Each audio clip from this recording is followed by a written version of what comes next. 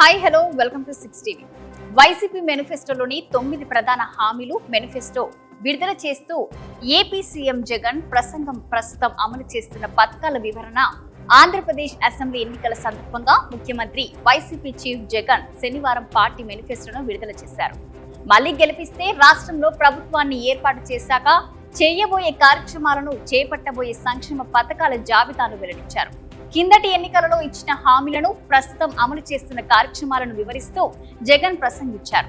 Party మేనిఫెస్టోలో పేర్కొన్న ప్రధాన హామీలను సంక్షిప్తంగా మీడియా లైవ్ లో జగన్ ప్రజలకు వివరించారు. ఇప్పుడు 9 ప్రధాన హామీలైతే ఇవ్వడం జరిగింది. పెన్షన్ 3500 2 విడతలలో ఇస్తారని తెలుస్తుంది. వైఎస్ఆర్ చేయూత పథకం ద్వారా అందిస్తున్న మొత్తాన్ని 8 విడతలలో 75,000 నుంచి 1.50 లక్షలకైతే పెంపు చేయడం జరిగింది. నెక్స్ట్ అమ్మ ఒడి పథకం కింద అందిస్తున్న మొత్తాన్ని 2,000 పెంచి 17,000 అందజేస్తామని అయితే హామీ ఇవ్వడం జరిగింది.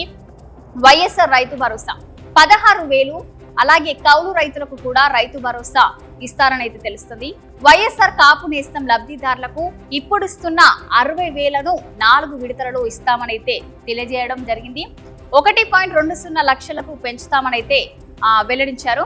ఇక ఈబీసీ నేస్తం కింద అయితే ఇప్పుడు ఇస్తున్న 45,000 మొత్తాన్ని 1.05 అయితే పెంపు చేయడం జరిగిందని అయితే జగన్మోహన్ రెడ్డి చెప్పడం జరిగింది. అలాగే వైఎస్ఆర్ 0 వడ్డీ కిందనైతే 3 లక్షల రుణం, అలాగే అర్హులైన పేదవాళ్ళందరికీ ఇల్లు ఇవ్వడం అయితే జరుగుతుందని అయితే మన జగన్మోహన్ రెడ్డి చెప్పడం జరిగింది. అలాగే వైఎస్ఆర్ కళ్యాణమస్తు, అలాగే వైఎస్ఆర్ షాదీ తోఫా, అలాగే విద్యా కానుక పథకాల కొనసాగింపు అయితే ఇస్తానైతే చెప్పడం జరిగింది.